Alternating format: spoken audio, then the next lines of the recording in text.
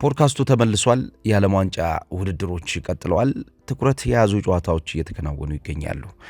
ትናንትና የተደረጉ ጨዋታዎችን እንመልከት። እስከ ንጋት ድረስ እየተደረጉ ነው የሚገኙት። ያው የሰዓት ሁኔታ ጨዋታዎችን ማለዳም ምሽትም እንድንመለከታቸው ሌሊትም እንድናያቸው እያደረገ ነው የሚገኘው። ስፔን ከኬፕ ቨርድ ጋር ያደረገችው ጨዋታ ጎል ያልተቆጠረበት ጨዋታ ሆኗል። 0-0 በሆነ ውጤት ጨዋታው ተጠናቋል። በተለይ የኬፕ ቨርድ ግብ ጠባቂው ቮዚኒያ የሚደንቅ የጨዋታ ምሽት አሳልፏል። ትናንትና ስፔኖች የትናንትናውን ጨዋታ ለመቆጣጠር ጥረት አድርገው ነበር፣ ግን የኬፕ ቨርድን የመከላከል እንዲሁም ደግሞ በፈጣን ሽግግሮች ወደ ተጋጣሚ ሜዳ የሚሄዱበትን እንቅስቃሴ ለመቆጣጠር ተቸግረው ተመልክተናል።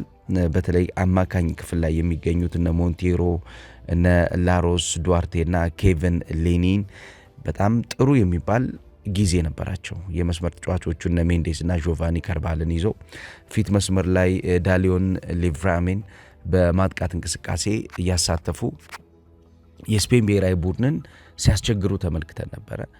የስፔን ብሔራዊ ቡድን በተደጋጋሚ ወደ ተጋጣሚ ሜዳ ሄድ ነበረ፣ ግን ክሊኒካሊቲ ጎድለው ነበረ። በተለይ መስመሮችን የሚጠቀምበት እንዲሁም ፊት ላይ የሚገኙ ተጫዋቾች የ9 ቁጥር ባህር ያላቸው ተጫዋቾች የተጋጣሚን ለማጥቃት የሚሄዱባቸው ጥራት ጉድለቶች ነበሯቸው። የተወሰነ ብሔራዊ ቡድኑ ሁለተኛው ግማሽ ላይ ከ68 ከ69ኛው ደቂቃ በኋላ የተጫዋች ለውጦችን አድርጎ ሽግሽጎችን በማድረግ የተወሰነ ቡድኑን ለማከም ሞክሮ ነበር። ግን ያ ቡድኑን ለማከም የሄዱበት መንገድ የዘገየ ይመስል ነበረ። በፕሮሰስ ጊዜ ይፈልግ ነበረ። የረፈደ የሚመስል ጥድፊያ የተሞላበት የማጥቃት እንቅስቃሴ በተለይ ደግሞ በላሚን ያማል አማካኝነት ስፔኖች ለማጥቃት ተደጋጋሚ ሙከራዎችን አድርገው ነበር። ያ በቂ አልነበረ። በመጨረሻ ውጤቱ አቻ ሆኖ ከሜዳ ወጥተዋል። ለስፔን ብሔራዊ ቡድን ጥሩ ምሽት አልነበረም የትናንትናው ምሽት። በተለይ እንደነ ኒኮ ዊሊያምስ እና ላሚን ያማልን የተጠቀሙባቸው መንገድ ለአሰልጣኙ የተወሰነ ጫና ውስጥ የከተታቸው ይመስለኛል። በእያንዳንዱ ጨዋታ ላይ በተለይ ውሳኔዎች በጣም አስፈላጊ ናቸው። የሉዊስ ዴላ ፉንቴ ቡድን የውሳኔ ችግር ያለበት ይመስላል። ከትናንትናው አጠቃቀሙ በተለይ መስመር ላይ የነበሩ የተጫዋቾች አጠቃቀም እነ ፌራን ቶሬስ ጥሩ ጊዜ ነበራቸው። ኦያዛርባልን ከመጠቀምና ላሚን ያማልን ቋሚ ከማድረግ ይልቁ የትኛው የተሻለ ነው የሚለው ለሉዊስ ዴላ ፎንቴ ትልቅ የቤት ስራ የጣለ ጨዋታ ይመስለኛል። ምክንያቱም በዚህ መንገድ ቀጣይ የምድብ ጨዋታዎችን ማድረግ ለስፔን ብሔራዊ ቡድን በተለይ በዳይሬክት ፔኔትሬሽን ላይ የስፔን ብሔራዊ ቡድን ተቸግሮ ነበር። ላሚን ያማል እስከ ገባበት ሰዓት ድረስ የመስመር የሚመጡ ተጫዋቾችን የሚያሳትፉ የማጥቃት እንቅስቃሴ እንዲሁም ደግሞ ቀጥተኛ ፔኔትሬሽኖች ውስንነቶች ነበሯቸው፣ ይታፈኑ ነበር። ወደ ኬፕ ቨርድ የመከላከል አደረጃጀት በሚገቡበት ሰዓት በጫና አሸንፎ ለመውጣት የሚደረገው ጥረት ይጎለው ነበር፣ ኳሊቲ ይጎለው ነበር። ያን ኳሊቲ ላሚን ያማል ተቀይሮ ከገባ በኋላ አምጥቶታል። የሜሪኖም ኢንትሮዳክሽን የተወሰነ ኤነርጂ ጨምሮለት ነበር የማጥቃት እንቅስቃሴውን። በተለይ ሃይቦል ላይ ሜሪኖ ጥሩ ተጫዋች ነው። ይህንን ስፔኖች የተወሰነ ለመጠቀም ሞክረው ነበር፣ ግን ትልቅ ክሬዲት የሚሄደው ወደ ኬፕ ቨርድ ነው። የኬፕ ቨርድ ቡድን ትናንትና ጨዋታውን የጀመረበት ጨዋታውን የጨረሰበት መንገድ ተጋጣሚ ያስጨነቀበት መንገድ ስፔን ብሔራዊ ቡድን 1 ነጥብ ብቻ ይዞ እንዲወጣ አስገድዶታል። ይሄ የቡድን የጨዋታ ታክቲክ፣ የተቃራኒ ቡድን የጨዋታ ታክቲክ እንዴት ጌምን ማሸነፍ ይቻላል፣ እንዴት ጌምን መቆጣጠር ይቻላል ለሚለው ምላሽ የሰጠበት ነበረ። ሌሎች ተጠባቂ ጨዋታዎች ነበሩ ትናንትና የተደረጉ ከማለዳው ጀምሮ እንዲሁ የተከናወኑ ጨዋታዎችን እንመለከታለን። ለምሳሌ ስዊድን 5-1 በሆነ ውጤት ቱኒዚያን አሸንፋታለች። አይቮር ኮስት ኢኳዶርን የረታችበት፣ እንደገና ቤልጂየም እና ግብጽ ደግሞ 1-1 የተለያዩበት ጨዋታ ነበረ።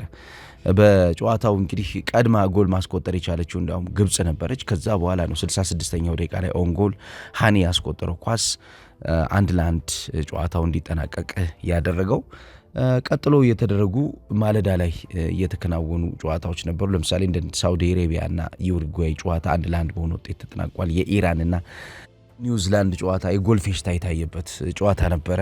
ኦፕን ጨዋታ ነበር። ብዙ ሽግግሮች ያሉት፣ ብዙ የጎል ማስቆጠሪያ መንገዶች እየተፈጠሩበት፣ በእያንዳንዱ የጨዋታ ታክቲክና በእያንዳንዱ የጨዋታ ሽግግሮች ላይ ሁለቱም ቡድኖች በሚገባ እየተመለከትንበት ጨዋታ ነበረ። ብዙ ጎሎችን አስተናግዷል። ዛሬ ደግሞ በርከት ያለ የስፖርት ቤተሰብ የሚጠብቀው ጨዋታ ይደረጋል። እሱ ላይ ነው የተወሰነ ቆይታ የምናደርገው። የዛሬ ፕሮግራማችን መነሻ ሀሳብ የሚሆነን የምሽቱን ጨዋታ በተመለከተ ይሆናል። ይህ ጨዋታ እንግዲህ ተጠባቂ ነው ያልንበት ዋነኛው ምክንያት ሁለቱ ቡድኖች ካሏቸው ታሪካዊ የሆነ ግንኙነት፣ ሁለቱ ቡድኖች በዓለም ዋንጫው ከፈጠሩት ከዚህ በፊት ከነበረው ግንኙነታቸው በመነሳት የ2002ቱን የዓለም ዋንጫ ብዙዎቻችን የምናስታውሰው የዓለም ዋንጫ ነው። ሜይ 21 2002 ላይ ሴኡል ላይ የተደረገው ጨዋታ ለብዙ የስፖርት ቤተሰቦች ትልቅ ትዝታ የነበረው ከ23ቱ የሴኔጋል ብሔራዊ ቡድን ተጫዋቾች አብዛኞቹ ማለትም 21 የሚጠጉት ተጫዋቾች እዛው ፈረንሳይ ውስጥ የሚጫወቱበት ነበረ። ያ የዓለም ዋንጫ የዛ ዓለም ዋንጫ ትልቁ ታሪክ የፈረንሳይ ብሔራዊ ቡድን የዩሮፒያና የዓለም ሻምፒዮን ሆኖ የመጣበት መሆኑ ነበር። የሴኔጋል ብሔራዊ ቡድን ደግሞ ከዛ ዓለም ዋንጫ ተሳትፎ በፊት ምንም ታሪክ የሌለው ቡድን ነበር። የምድቡ የመክፈቻ ጨዋታ ስለነበረ በርካቶች በትልቁ ጠብቀውታል። የፈረንሳይ ብሔራዊ ቡድን የ1998 የዓለም ዋንጫ አሸናፊ ስለነበር ያን የዓለም ዋንጫ የአሸናፊነት ሪከርዱን የማስቀጠልና ጠንካራ ቡድንነቱን የማሳየት ግዴታ ውስጥ ገብቶ ነበር ጨዋታውን የጀመረው። ብዙዎች በተለይ ይሄ ሜሞራብል ኦፕኒንግ ጌም አፕሴት ነው የሚሉት። ምክንያቱም ለፈረንሳይ ብሔራዊ ቡድን ያ ሽንፈት ትልቅ ውርደት ስለነበረ ማለት ነው። ፈረንሳይ ኮከቦችን ይዛ ነው የመጣችው። በዛ የዓለም ዋንጫ ትልቅ ተጫዋቾች እዛ ቡድን ውስጥ ተካተዋል። ዚነዲን ዚዳን በጉዳት ምክንያት ባይካተትም እንዲሁም በአርሰናል ጥሩ ጊዜ የነበረው ሮቤር ፔሬስ በወቅቱ በቡድን ውስጥ ባይገኝም የፈረንሳይ ብሔራዊ ቡድን ትልልቅ ተጫዋቾችን ይዞ ግን ወደ ዓለም ዋንጫው ሄዶ ነበር። እንደነ ዳቪድ ትሬዜጌ እንዲሁም ቴሪ ዳንኤል ኦንድሪ፣ ከዛ ውጭ ጂብሪል ሲሴ የዛ ቡድን አባል ነበሩ። በተለይ በፕሪሚየር ሊጉ ከፍተኛ ጎል አስቆጣሪ ዝርዝር ውስጥ የነበረው የኦንሪ እዛ ቡድን ውስጥ መገኘት የዓለም ዋንጫውን ይበልጥ እንዲጠበቅ ያደረገው ነገር ነበር። የሴኔጋል ብሔራዊ ቡድን አብዛኞቹ ተጫዋቾች ብዙም ታሪክ ያላቸው ተጫዋቾች አልነበሩ። በእርግጥ የአራት ተጫዋቾች ስም ሎንስ ውስጥ በሊግ 1 ሁለተኛ ሆኖ ባጠናቀቀው ስኳድ ላይ ተጽዕኖ ነበራቸው። በወቅቱ ሎንስ በፈረንሳይ ውድድር ላይ የፈረንሳይ የሊግ 1 ውድድር ጠንካራ ተፎካካሪ የሆነበት ዓመት ነበር። ከዛ ውስጥ ኤልሃጂ ዲዩፍ፣ ቡባ ዲዮፕ ትልቁን ተጽዕኖ ያሳደሩ ተጫዋቾች ነበሩ። ስለዚህ ትልቁ ስም የነበረው ያ ነው። የሴኔጋል ብሔራዊ ቡድን የነኚህ ተጫዋቾች የሰሩት ስራ ነው።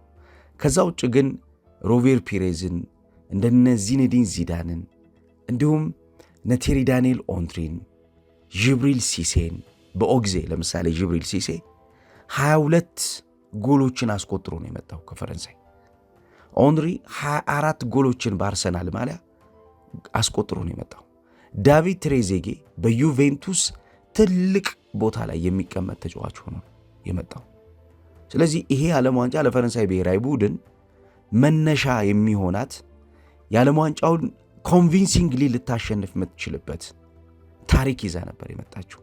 ሆኖም ነገሮች በዛ መንገድ አይደለም የቀጠሉት። ለፈረንሳይ ብሔራዊ ቡድን ጨዋታው የናይትሜር ነበር።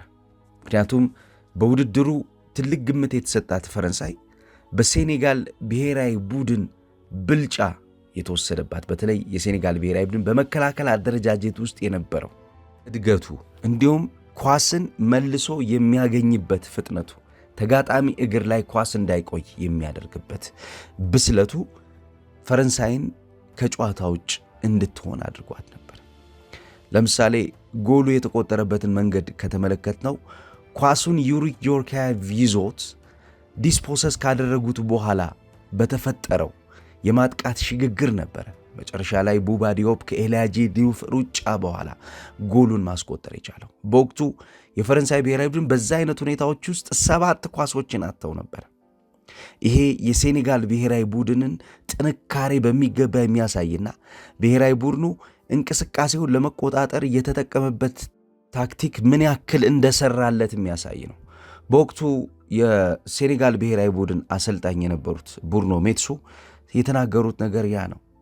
እኛ ይዘን የገባነው ታክቲክ ለጨዋታው በቂ ነበረ። ፈረንሳዮች የነበራቸውን ድክመት አይተነዋል። ከዛ በፊት ያደረጓቸውን ጨዋታዎች በ3 ወር ውስጥ ያደረጓቸውን 3 ጨዋታዎች በሚገባ ነበር የተመለከትነው። ትልቁ ችግር ኳሱን ዲስፖሰስ ካደረግክባቸው በኋላ የመደራጀት ችግር ነበረባቸው። ያን ዲስፖሰስ አድርገን ኳሱን ከነሱ ወስደን የመደራጀቱን ችግር ተጠቅመን ነበር ጎሉን ያስቆጠር ነው የሚል አስተያየት ሰጥተው ነበር። አሁን በሕይወት የማይገኙት ቡርኖ ሜትሱ። የቡርኖ ሜትሱ ቡድን በሴኔጋል እግር ኳስ ታሪክ ውስጥ የዓለም ዋንጫው ፈርቀዳጅ ነው። ይህ ቡድን ቀድሞ በዓለም ዋንጫው እስከ 8 ውስጥ መድረስ ችሏል። በዛን የውድድር ዓመት ጠንካራ የነበሩትን ቡድኖች ለምሳሌ እንደ ስዊድን አይነት ቡድንን ከውድድር ውጭም አስወጥቷል። ብዙዎቻችን የምናስታውሰው የነ ካማራን ጎል አእምሯችን ላይ ሁሌም ያለ ይመስለኛል።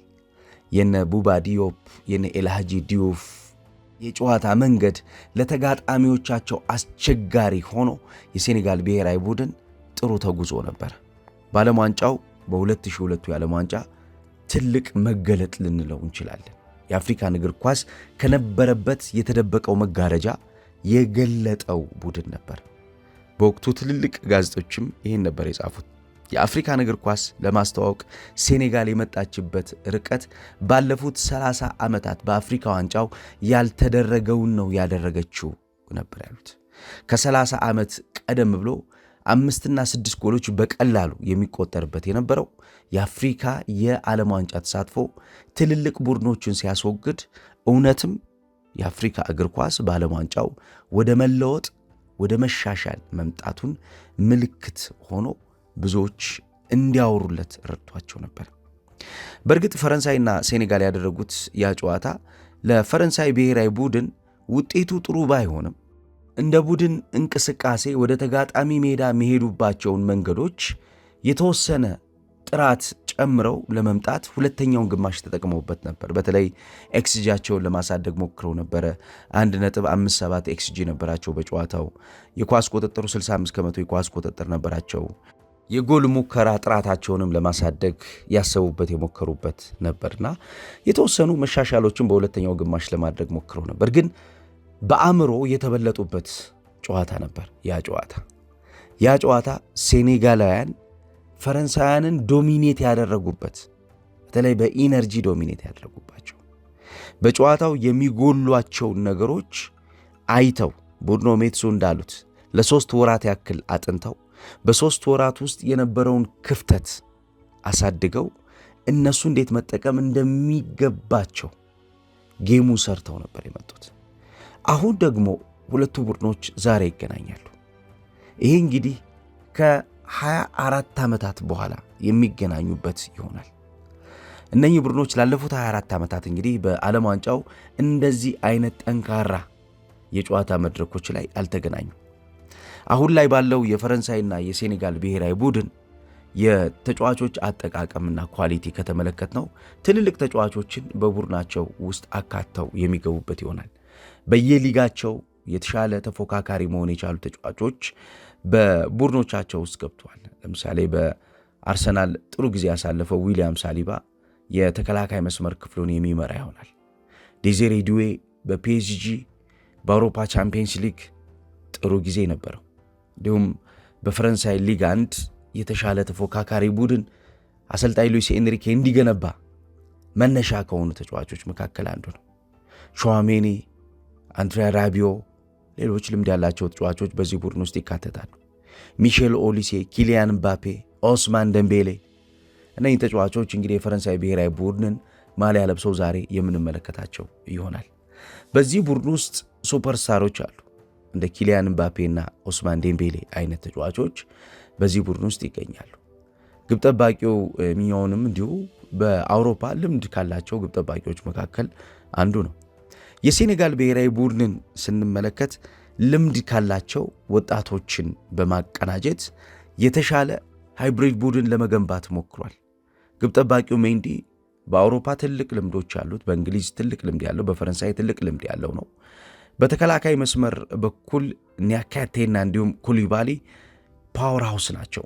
የመከላከል አደረጃጀታቸውን ጥብቅ በማድረግ በተለይ ሴኔጋል አንዱ ትልቁ ኳሊቲ የሚባለው ዲፌንሲቭ ሶሊዲቲ ነው። በማጣሪያውም እንዲሁም በሌሎች ውድድሮች ላይ ሴኔጋል በቀላሉ ጎል ኮንሲድ የሚያደርግ ቡድን አይደለም። ስለዚህ የመከላከል ጥንካሬው ያኔም የዛሬ 24 ዓመት ሲገናኙ የነበረው ጥንካሬ ነው እንዳለ ሳይለቅ የቀጠለበት ጥንካሬ ይዘው ይጀምራሉ።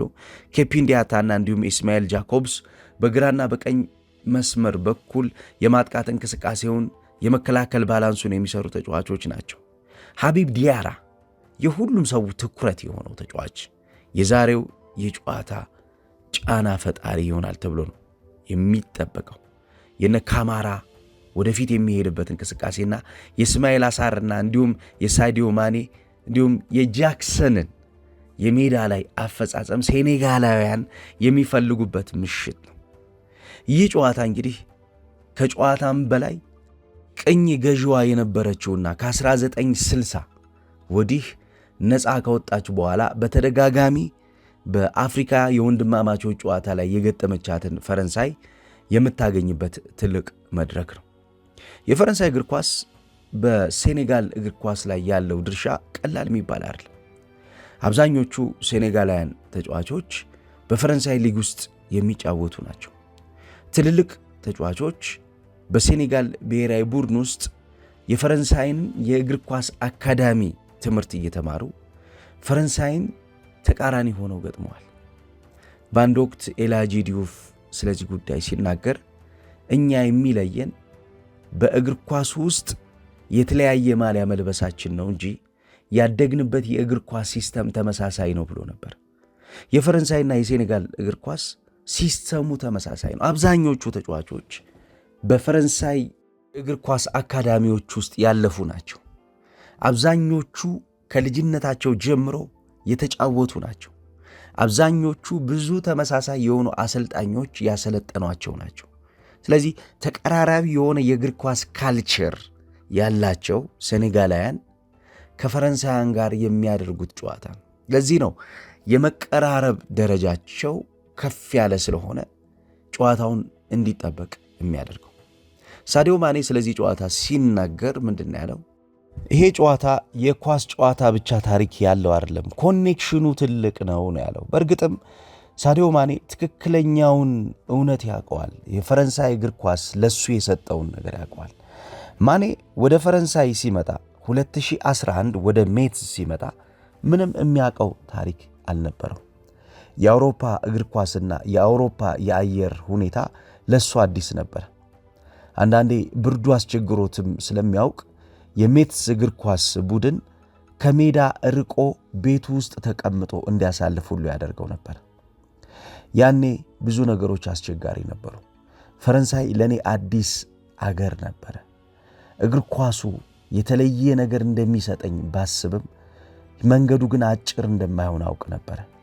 የፈረንሳይ እግር ኳስ ላይ የመጡ ትልልቅ ተጫዋቾች ያገኙት ስኬት እንዲሁ በቀላሉ የማልፈው ባለመሆኑ እኔም ይህንን እድል ማበላሸት አልፈለኩም።